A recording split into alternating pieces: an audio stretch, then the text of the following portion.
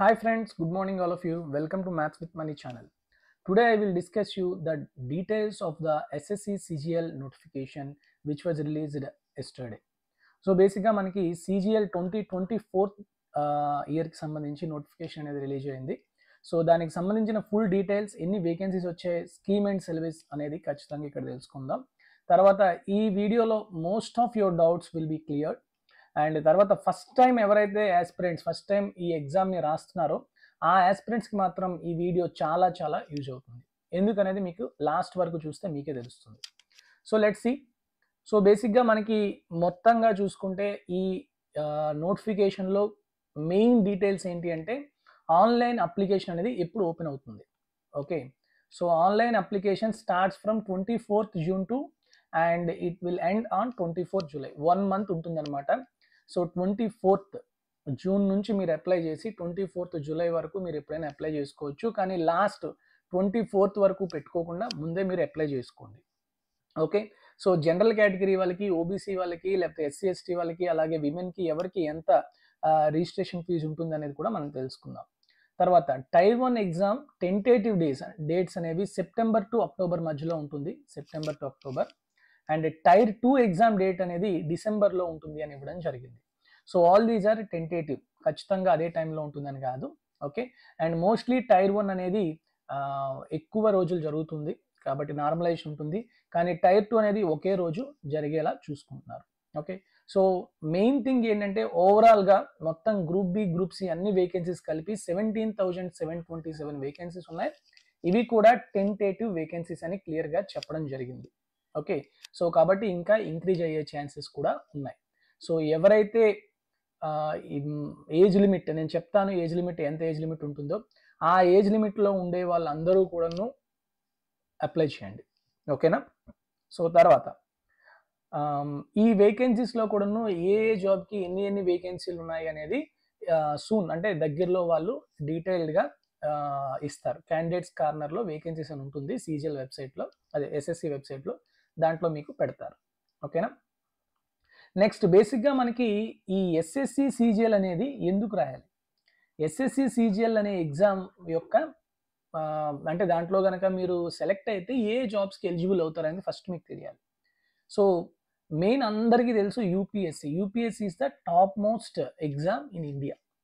So అంటే ఇప్పుడు top most cadres ఏవైతే ఉంటాయో లైక్ గ్రూప్ ఏ క్యాడర్స్, అలానే civils, all India civil service cadres like IAS, IPS and Indian revenue service and Indian forest service and Indian foreign service, ఇట్లా ప్రతి డిపార్ట్మెంట్లో కూడా అత్యంత పెద్ద క్యాడర్స్ ఏవైతే ఉంటాయో డైరెక్ట్ రిక్రూట్మెంట్ ద్వారా తీసుకునేవి యూపీఎస్సీ అనమాట.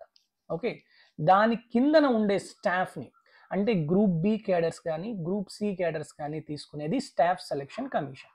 ఈవెన్ గ్రూప్ డి అనొచ్చు, లేకపోతే గ్రూప్ సిలోనే MTS, హవాల్దార్స్, ఇవన్నీ స్టాఫ్ని రిక్రూట్మెంట్ చేసేదంతను కూడాను స్టాఫ్ సెలెక్షన్ కమిషన్ చూసుకుంటుంది.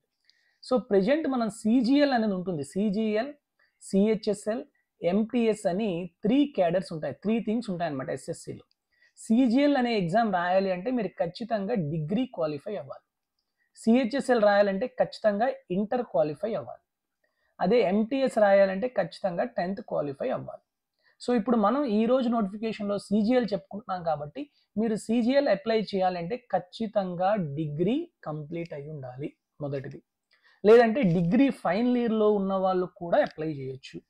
ఓకే, సో అయితే ఈ డిగ్రీ అయిపోయింది, మీరు ఇప్పుడు ఏ జాబ్స్కి CGL ద్వారా సెలెక్ట్ అవుతారు అంటే మనకి ఇక్కడ 2 థింగ్స్ ఉంటాయి. ఏంటి అంటే group B and group C అని 2 ఉంటాయి. గ్రూప్ బి క్యాడర్ అంటే కొంచెం ఆఫీస్ క్యాడర్, గ్రూప్ సి అంటే కొంచెం క్లరికల్ క్యాడర్ అనమాట వీటిని. ఓకే, గ్రూప్ బిలోనే మళ్ళీ 2 రకాలు ఉంటాయి. ఓకే, గ్రేడ్ పే అంటే మీకు వచ్చే శాలరీ ప్రకారం ఇక్కడ 3 కేటగిరీస్ వేసుకోవచ్చు. ఎందుకంటే audit officer water category 4-8 grade pay and 4-6 grade pay and 4-2 grade pay. ఎప్పుడైతే 7th పే కమిషన్ వచ్చిందో ఈ గ్రేడ్ పేలు తీసేసి పే స్కేల్ పెట్టాడు, అది కూడా చూద్దాం.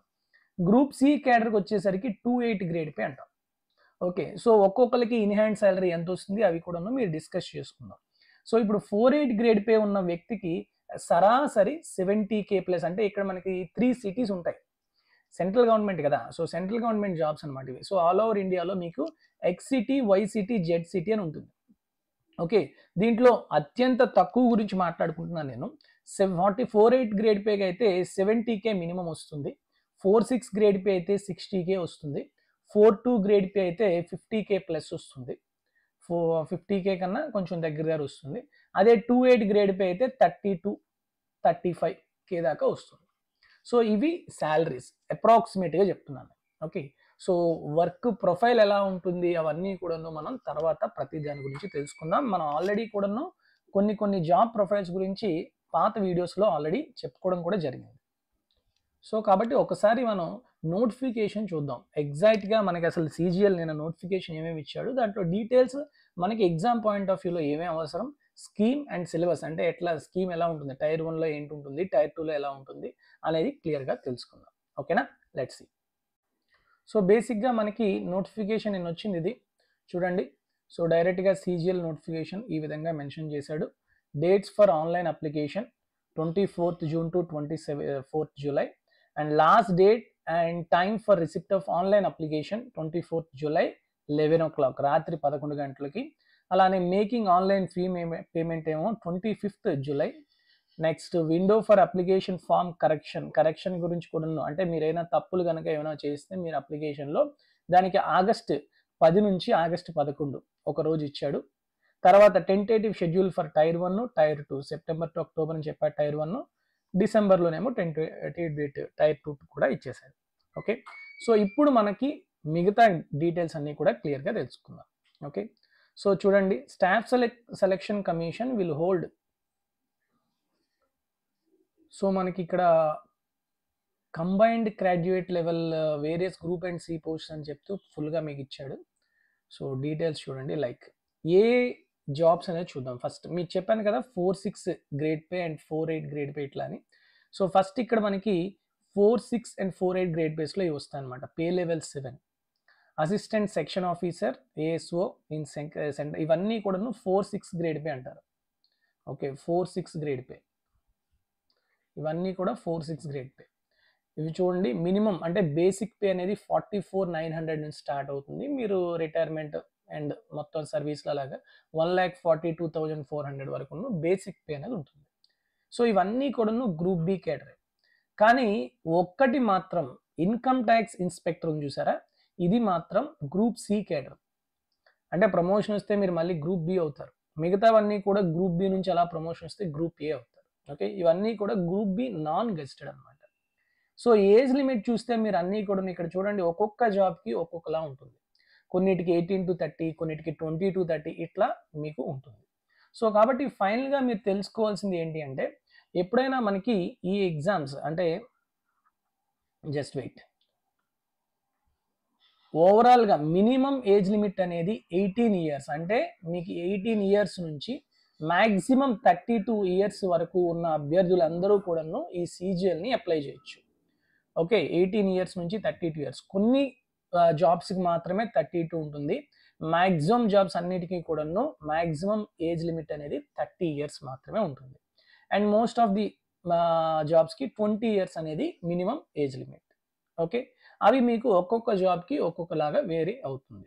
సో మొత్తం జాబ్స్ అన్నీ మీరు చూసుకుంటే ఈ విధంగా ఉంటాయి. ఓకే, సో నెక్స్ట్ మీకు చెప్పాను చూసారా, పే లెవెల్ 6. ఈ పే లెవెల్ 6 జాబ్స్ అన్నీ కూడాను 4-2 గ్రేడ్ పే అంటారు వీటిని. Okay, 4-2 grade pay. Executive assistant, research assistant, assistant section officer in other ministries, ఇవన్నీ కూడాను 4-2 grade pay. Okay, so pay level 5, pay level 5, pay level 4 ఇవన్నీ కూడాను గ్రూప్ సి కేడర్ అంటాం. Okay, like 2-8 grade pay, 2-6 grade pay కింద వస్తాయి ఇవి. 3,000 grade pay ఇట్లా ఉంటాయి. సో ఇవి చూడండి, వీటిలోని auditor, okay, auditor in CAG, auditor in CGDA and offices under CAG, control general of accounts, అలానే tax assistant and CBDT and also CBIC comes under group C. And sub inspector in central bureau of narcotics also comes under group C. Next upper division collector UDC, అవన్నీ కూడాను మీకు group C cadre కిందకే వస్తాయి. Okay, next ఇవన్నీ కూడాను మీకు కొన్ని jobs preference పెట్టేటప్పుడు కొన్ని చూసుకోవాలి మీరు. ఖచ్చితంగా ఆ జాబ్స్కి సంబంధించిన ఇప్పుడు హైట్ మెజర్మెంట్ అవ్వచ్చు, చెస్ట్ మెజర్మెంట్స్ అవ్వచ్చు, లేకపోతే కొన్ని ఫిజికల్ స్టాండర్డ్స్ ఉంటాయన్నమాట. ఆ స్టాండర్డ్స్కి మీరు అప్లికబుల్ అయితేనే ఆ జాబ్స్ అనేవి మీరు అప్లై చేసుకోవాలి వైల్ గివింగ్ ప్రిఫరెన్స్. మీకు ప్రిఫరెన్స్ అనేది ఇప్పుడు అడగడు, జాబ్ ప్రిఫరెన్స్ అనేది టైర్ 2 టైంలో అడుగుతాడు, అప్పుడు మీరు అది పెట్టుకోవాలి. ఓకే, సో ఓవరాల్గా వేకెన్సీస్కి వచ్చేసరికి 17727 వేకెన్సీస్ ఉన్నాయి. అండ్ ఇవి కూడాను మీకు టెంటేటివ్ వేకెన్సీసే కాబట్టి అప్డేట్ అవ్వచ్చు వేకెన్సీస్. వాటిని మీరు ఎక్కడ చూసుకోవచ్చు అంటే ఎస్ఎస్సి మెయిన్ వెబ్సైట్ ఉంది కదా, gov.in, ఆ వెబ్సైట్లోకి వెళ్ళి చూసుకోవచ్చు. Next, reservation for SC, ST, OBC, EWS వీటన్నిటికీ కూడాను ఏవైతే రిజర్వేషన్స్ ఉంటాయో అవన్నీ కూడాను ఈ జాబ్స్ కూడాను అప్లికబుల్ అవుతాయి. Okay, and vacancies for ESM are reserved for only group C post. Ex service men's ఉంటారు కదా, వాళ్ళకి మాత్రం ఓన్లీ గ్రూప్ సి పోస్ట్కి మాత్రమే ఈ ఎలిజిబిలిటీ, వాళ్ళకి ఏదైతే ఉందో రిజర్వేషన్ అది అప్లికబుల్ అవుతుంది, గ్రూప్ బి పోస్ట్కి ఎలిజిబుల్ అవ్వదు. ఓకే, నెక్స్ట్ మెయిన్ థింగ్ ఏంటంటే applicability, you must be citizen of India, ఇవన్నీ నార్మల్. ఏజ్ చూడండి, age on August 1st, 2024. So age అనేది ఎప్పటికి చూస్తున్నారంటే ఈ 2024 August 1st మీరు జాబ్స్కి ఏ ఏజ్ లిమిట్ ఉందో అప్పటికి మీరు ఆ ఏజ్ అనేది కంప్లీట్ అవ్వాలి. సో మీకు August 1st కల్లా మీకు 25 సంవత్సరాలు వచ్చాయనుకోండి, డెఫినెట్గా మీరు ఎలిజిబుల్. August 1st మీకు 32 సంవత్సరాలు వచ్చేస్తున్నాయి అనుకోండి, కొన్ని జాబ్స్కి ఎలిజిబుల్. 33 వచ్చారనుకోండి, యు ఆర్ నాట్ ఎలిజిబుల్. ఓకేనా, సో కాబట్టి మీరు ఖచ్చితంగా ఏ పోస్టులకి మీరు ఎప్పుడు పుట్టాలి, ఎప్పుడు లేకపోతే ఎంత కన్నా ముందు పుట్టుంటే మీరు అవ్వకపోవచ్చు అనేది చాలా క్లియర్గా ఇక్కడ రిమార్క్స్లో కూడా ఇవ్వడం జరిగింది. అలానే కేటగిరీ వైజ్ రిలాక్సేషన్ కూడా ఉంటుంది. ఎస్సీ ఎస్టీకి అయితే 5 years ఉంటుంది, ఓబీసీకి 3 years, అండ్ పీడబ్ల్యూబీడీలో అన్రిజర్వ్డ్ వాళ్ళకి 10 years, ఓబీసీ వాళ్ళకి 13, ఎస్సీ ఎస్టీకి 15. ఇట్లా రిజర్వేషన్ బట్టి కూడా మీకు ఇక్కడ ఏజ్ రిలాక్సేషన్ అనేది ఇవ్వడం జరిగింది. ఓకే, అండ్ సెంట్రల్గా ఇక్కడ చూడండి, very very important, additional permissible relaxation in upper age limit for group C post. Only group C post మాత్రమే ఈ కింద ఈ 10, 11, 12, 13 బి అప్లికబుల్ అవుతాయి. అంటే మీరు ఆల్రెడీ సెంట్రల్ గవర్నమెంట్లో సివిలియన్ ఎంప్లాయీ అంటే ఏదో ఒక ఎంటీఎస్ జాబ్ చేస్తున్నారో లేకపోతే యూడిసి ఏదో జాబ్ చేస్తున్నారు అనుకుందాం. ఓకే, మీకు up to 40 years of age వరకు మీరు రాసుకోవచ్చు. ఓకేనా, సో ఆ గ్రూప్ సి పోస్ట్ గురించి అట్లా కొన్ని ఉంటాయి మీకు ఇక్కడ, అవి కూడా మీరు చూసుకోవాలి.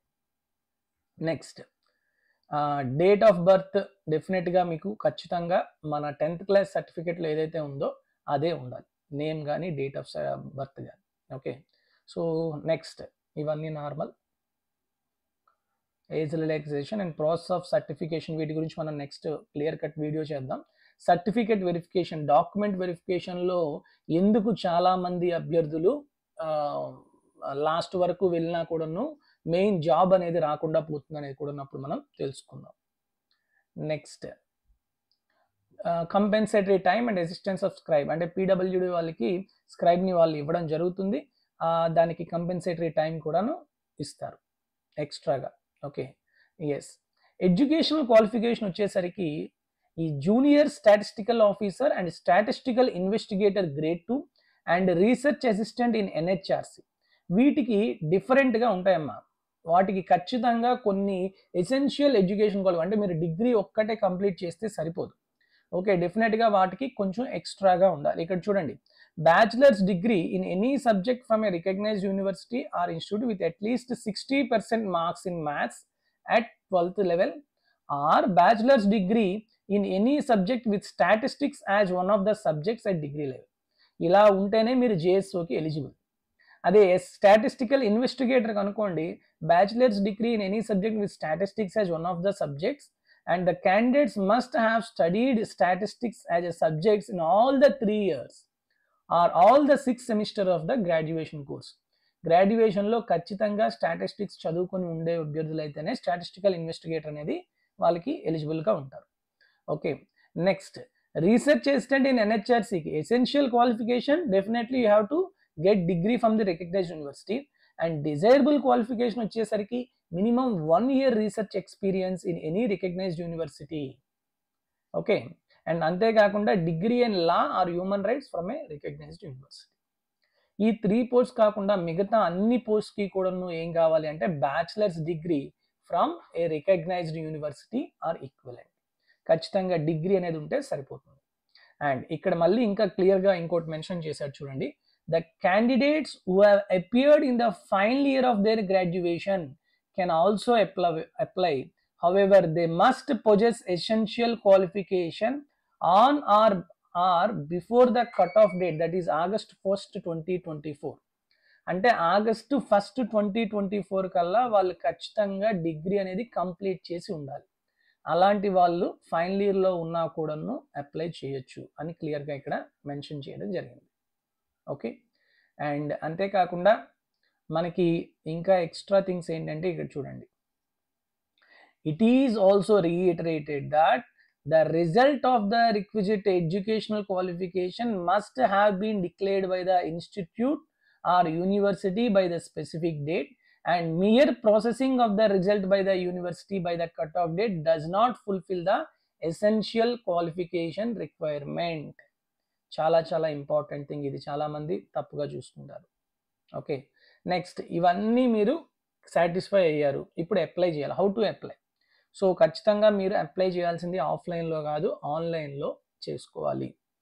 ssc.gov.in వెబ్సైట్లోకి వెళ్తే మీకు క్లియర్గా ఇక్కడ ఈ లాస్ట్లో మీకు ఎనెక్సర్ కూడా ఇచ్చాడనమాట, ఏ విధంగా మీకు అప్లై చేయాలనేది ప్రతిదీ చూడండి. మీకు ఈ నోటిఫికేషన్లో కనుక మీరు వెళ్తే ఇదిగోండి, ఎలా మీరు అసలు one time registration first OTR అనేది చేసుకోవాలన్నమాట. సో వన్ టైం రిజిస్ట్రేషన్ చేసుకోవడానికి ప్రతిదీ స్క్రీన్ షాట్తో సహా క్లియర్ కట్గా ఇచ్చాడు. సో అది కొంచెం మీరు చూసుకొని మీరు ssc.gov.in వెబ్సైట్లోకి వెళ్ళి ఫస్ట్ వన్ టైం రిజిస్ట్రేషన్ చేసుకుంటే ఏ ఎస్ఎస్సి ఎగ్జామ్కి అయినా కూడాను వితిన్ 10 minutesలో మీరు అప్లై చేసేవచ్చు. సో దానికి ఏమేం కావాలి, ఆ డీటెయిల్స్ ఏంటి అనేది మీకు ఇక్కడ క్లియర్గా ప్రతిదీ కూడా స్క్రీన్ షాట్ తీసి పెట్టాడు, అది చూస్తే మీకు అర్థమవుతుంది. లేదు అంటే మనం దీని మీద ఒక వీడియో చేద్దాం based on subscribers requirement. Okay, next అంతేకాకుండా అలా అప్లై చేస్తారు. నెక్స్ట్ దానికి ఖచ్చితంగా కూడాను మీ ఫోటో ఎలా ఉండాలి, మీ సంతకం ఎలా ఉండాలి, సిగ్నేచర్ ఎలా ఉండాలి అనేది క్లియర్గా ఇక్కడ చెప్తున్నాడు. అండ్ అంతేకాకుండా చూడండి, అప్లికేషన్ ఫీజ్ అనేది 100 రూపీస్. కానీ ఈ 100 రూపీస్ అందరూ పే చేయాల్సిన అవసరం లేదు.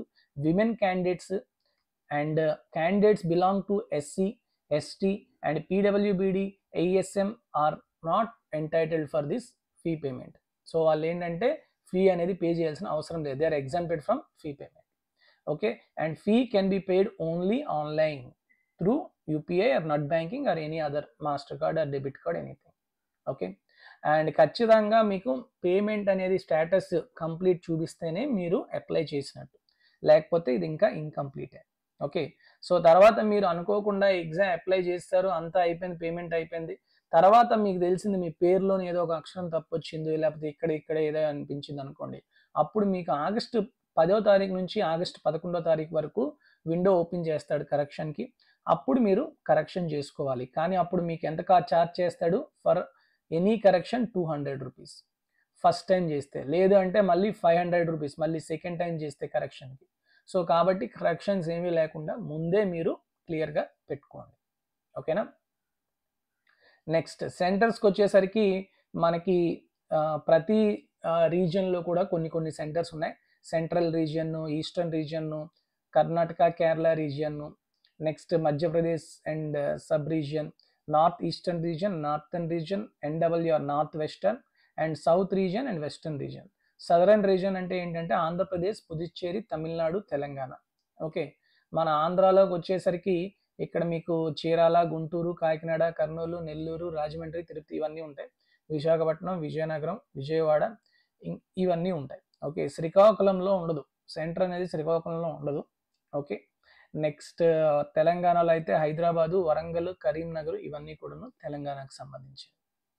Okay, so next scheme and syllabus గురించి చూసుకుంటే, సో SSC CGL 2024లోని 2023లోని కూడా ఏ మార్పు లేదు, same syllabus, same scheme. Okay, so first tier 1కి వచ్చేసరికి మీకు 4 సెక్షన్స్ ఉంటాయి. Okay, these are the 4 sections. General intelligence and reasoning 25 questions ఉంటాయి, ఒక్కొక్క క్వశ్చన్ 2 మార్కులు, 50 మార్కులు మొత్తం. జనరల్ అవేర్నెస్ అంటే జనరల్ స్టడీస్ 25 క్వశ్చన్లు ఉంటాయి, 50 మార్కులు. క్వాంటిటేటివ్ యాప్టిట్యూడ్ సేమ్ 25 ఉంటాయి, 50 మార్కులు. ఇంగ్లీష్ 25 ఉంటాయి, 25 మార్క్ అంటే ఇంటూ 2 50 మార్కులు. సో ఓవరాల్గా మీకు 200 మార్క్స్కి టైర్ 1 ఉంటుంది. 1 అవర్ మాత్రమే మీకు టైం ఇస్తాడు. కానీ పీడబ్ల్యూడి క్యాండిడేట్స్కి 1 అవర్ 20 మినిట్స్ ఎక్స్ట్రా ఉంటుంది. ఓకే, సో అన్నీ కూడా ఆబ్జెక్టివ్ టైపే. And for each question you will have a negative mark of 0.5. అంటే కరెక్ట్ అయితే 2 మార్కులు వస్తుంది, కానీ తప్పు అయితే మాత్రం 0.5 మార్క్స్ అనేవి పోతాయి. ఓకే, సో దీనికి మీకు కట్ ఆఫ్ ఉంటుంది. కట్ ఆఫ్కి వచ్చేసరికి 2 టైప్స్ ఆఫ్ కట్ ఆఫ్స్ ఉంటాయి. ఒకటి ఏఏఓ ఎగ్జామ్కి సరిపడా వాళ్ళకి కట్ ఆఫ్ ఉంటుంది.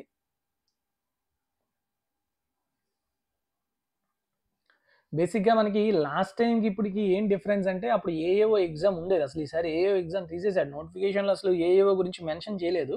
సో ఓన్లీ మనకి ఇంకా ఒకటే కట్ ఆఫ్ అనమాట. ఓకే, సో అది నేను చెప్పడం మర్చిపోయాను. సో కాబట్టి only 1 cut off will be there. And ఆ కట్ ఆఫ్కి ఎవరైతే రీచ్ అవుతారో వాళ్ళు మాత్రమే టైర్ 2 ఎగ్జామ్ అనేది రాయడానికి అర్హులు. సో టైర్ 2కి వచ్చేసరికి మనకి ఇక్కడ మళ్ళీ సెషన్స్ వచ్చేసరికి 2 సెషన్స్ ఉంటాయి. ఓకే, 2 సెషన్స్ ఉంటాయి. ఇక్కడ చూడండి, పేపర్ 1,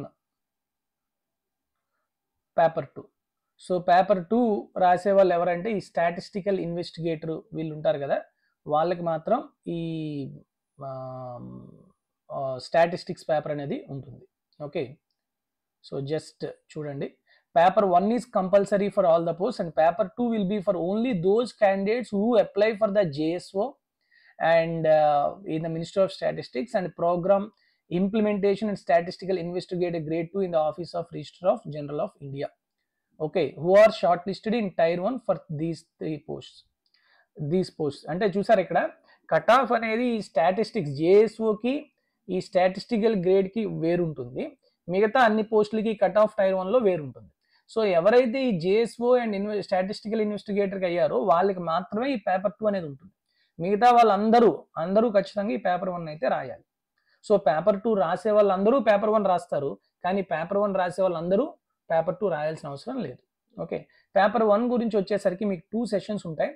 ఫస్ట్ సెషన్లోని మళ్ళీ 3 సెక్షన్స్ ఉంటాయి. ఓకే, ఫస్ట్ సెక్షన్లో 2 మాడ్యూల్స్, ఫస్ట్ సెక్షన్లో 2 మాడ్యూల్స్, సెకండ్ సెక్షన్లో 2 మాడ్యూల్స్, థర్డ్ సెక్షన్లో 1 మాడ్యూల్ ఉంటుంది. ఓకే, సో దీన్ని మనం ఒక్కసారి క్లియర్గా ఎక్స్ప్లెయిన్ చేద్దాం. ఓకే, సో పేపర్ 2 టైర్ 2లో మీకు ఏమేమి ఉంటాయమ్మా, పేపర్ 1 ఉంటుంది, పేపర్ 2 ఉంటుంది. పేపర్ 1 అనేది అందరూ రాయాలి. పేపర్ 2 అనేది ఎవరైతే జేఎస్ఓ అండ్ స్టాటిస్టికల్ ఇన్వెస్టిగేటర్ పెట్టారో వాళ్ళు మాత్రమే ఇది రాస్తారు.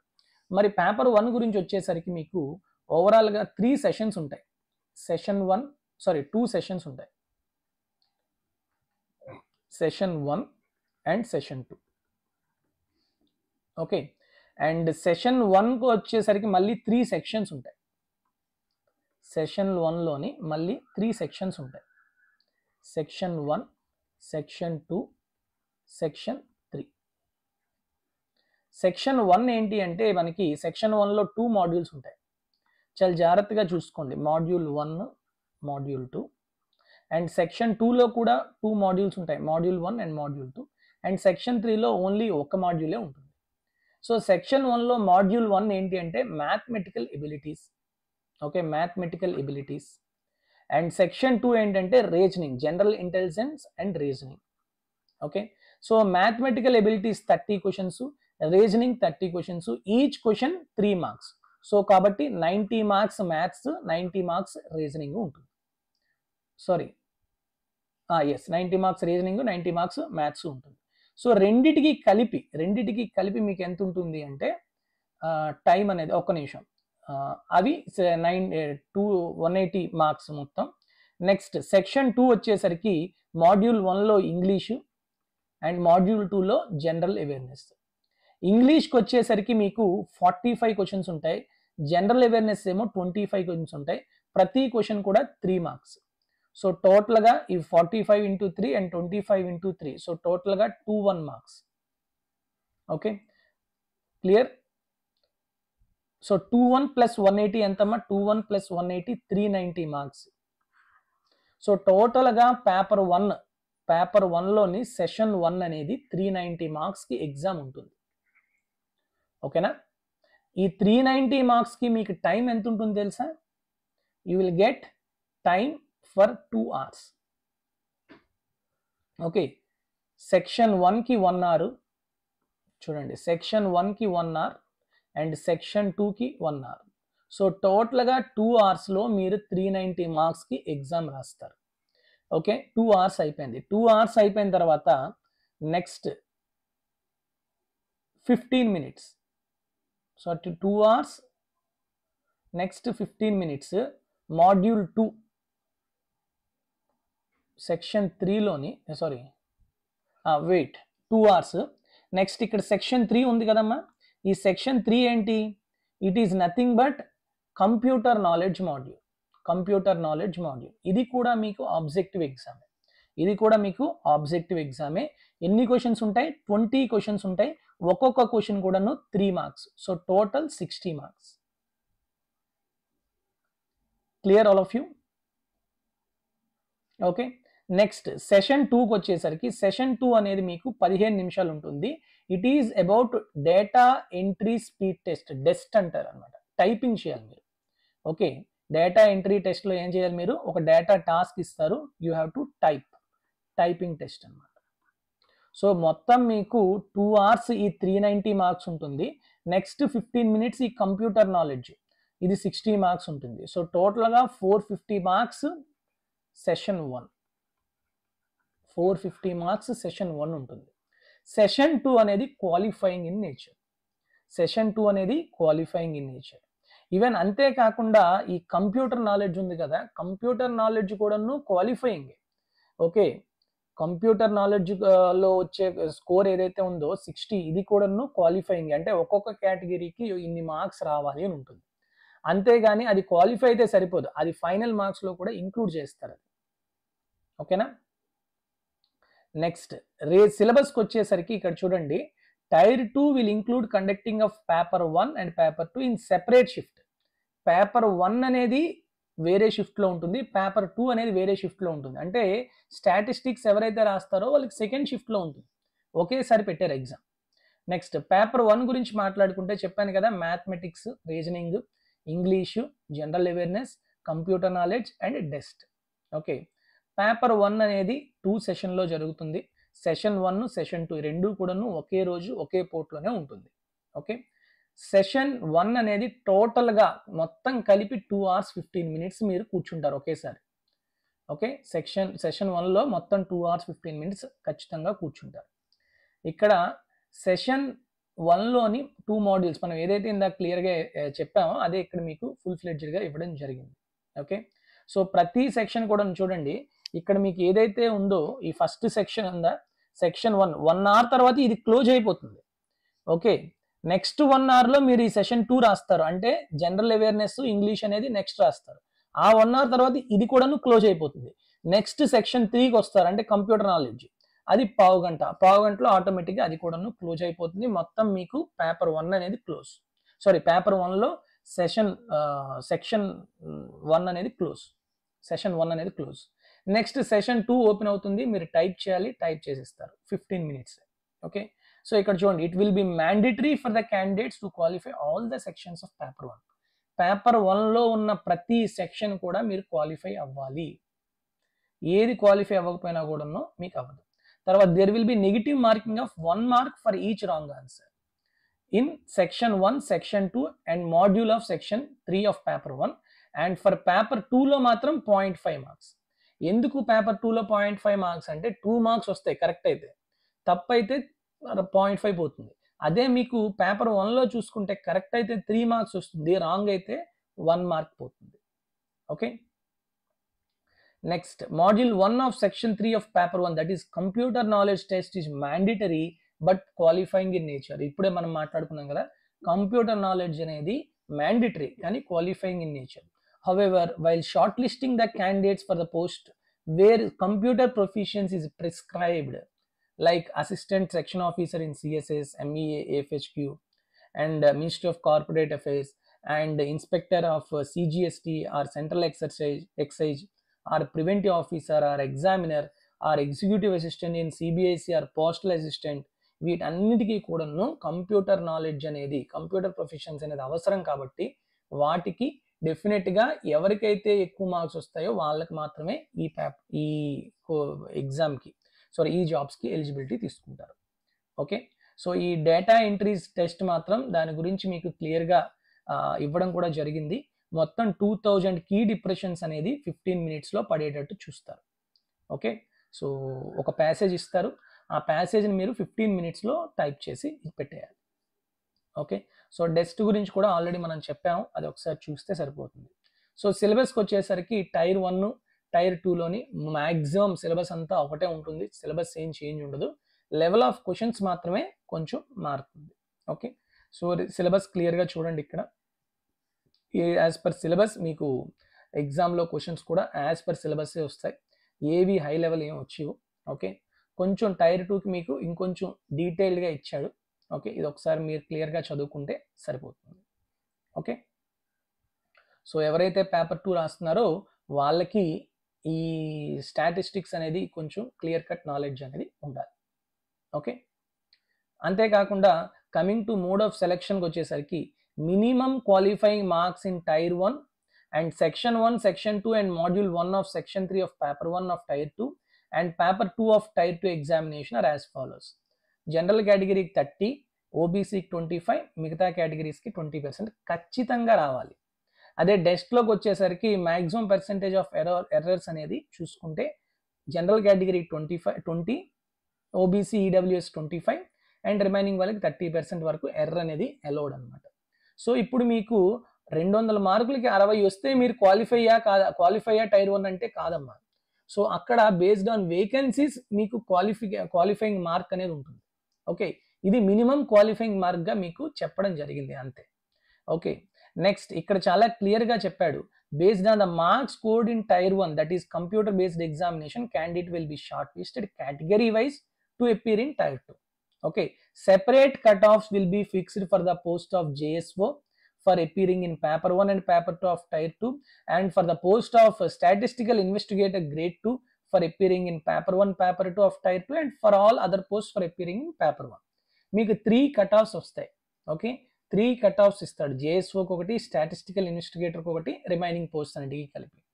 And tier 2 examination will conducted for all the candidates qualified in tier 1 and in tier 2 all the candidates will be required to appear in all the 3 sections of paper 1. Okay, and very important, in paper 1 of tier 2 it will be mandatory for the candidates to qualify all the sections, and based on the aggregate performance in section 1 and section 2 of paper 1 of tier 2 examination, candidates will be shortlisted for evaluation of section 3 of paper 1 of tier 2 examination.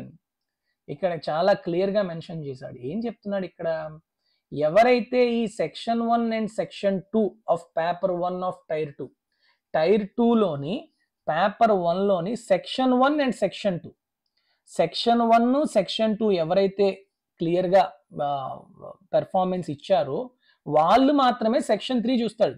అంటే మీరు మ్యాథ్స్లోని, రీజనింగ్లోని, ఇంగ్లీష్లోని, general అవేర్నెస్లోని ఈ section 1 section 2 కరెక్ట్గా best performance ఇచ్చి మీరు qualifying mark అయితేనే మీ యొక్క section 3 అంటే computer knowledge అనేది చూస్తాడు. అంతవరకు సెక్షన్ 3కి వైపుకి వెళ్ళడం అనమాట. Okay, the candidates who are not qualified in section 1 and section 2 will not be eligible for evaluation of section 3. మీరు ఆ మొదటి 4 పేపర్లు అంటే సెక్షన్ 1 సెక్షన్ 2 రాయకపోతే కంప్యూటర్ నాలెడ్జ్ పేపర్ అసలు చూడడం ఇది. Okay, and next section 3 of paper 1 of tier 2 is qualifying in nature and computer knowledge, ఇదంతా కూడా మీకు ఆల్రెడీ మనం చెప్పుకున్నాం.